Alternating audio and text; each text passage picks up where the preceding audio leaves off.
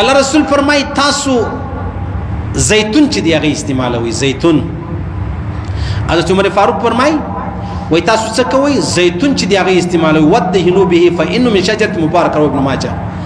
زیتون چې دی هغه د خړولو د پاره هم سالن په خېدو د پاره هم او په داغه زیتون باندې تاسو خپل بدن مالشول هم سي سر په غوړې بدن ور باندې غوړې ولې نو دا څه شدی ځکه د زیتون درخت ډیره مبارکه درخت د وتین او زیتون او طور سینین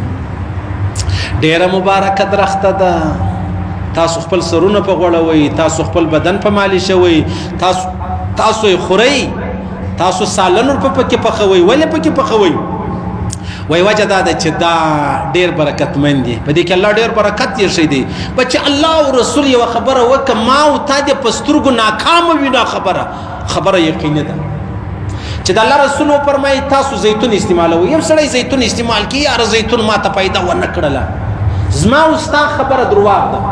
پیغمبر اسلام مبارک چاته ویل د نس بیماری درلود ول شاد وخوره چې شاد یې وخوړل هغه نور بیماری زیاته سوله هغه ولرالی ول یا رسول الله. پیغمبر اسلام ته فرمایل شاد رښتیا دي ستا د ورور نس درواغ دی. بیا ولاړ شاد یې وخوړ بیا نور نس خراب سو دریم واره چرالی بیا چې شاد وخوړ هغه برابر د الله رسول فرمایل شاد رښتیا دي ستا د ورور نس دی هغه درواغ دی. د الله د رسول خبرې ګرځي رښتیا دي مړ درواغ یو زموږ معده زموږ خېټه چې دی هغه درواغ دی. نو د الله رسول فرمایي تاسو زیتون خورئ او زیتون باندې مالش کوئ زیتون چې دی هغه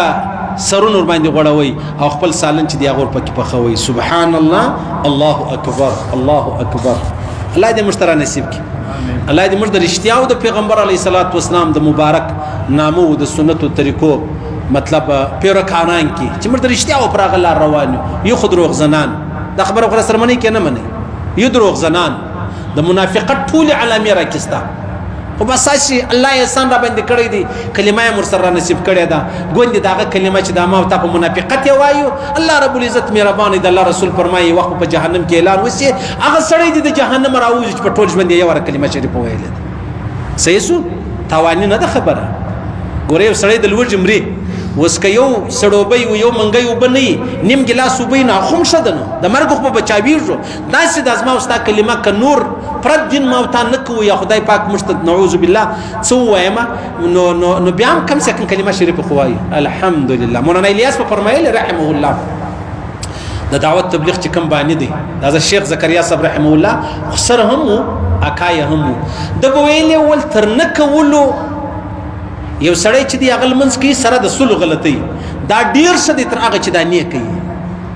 تر نه کول هغه د سلو غلطي سره کول چې دی هغه بهتره دی. نو تر نه ایمان دا هغه ایمان الحمدلله ثم الحمدلله بیا الحمدلله بیا الحمدلله.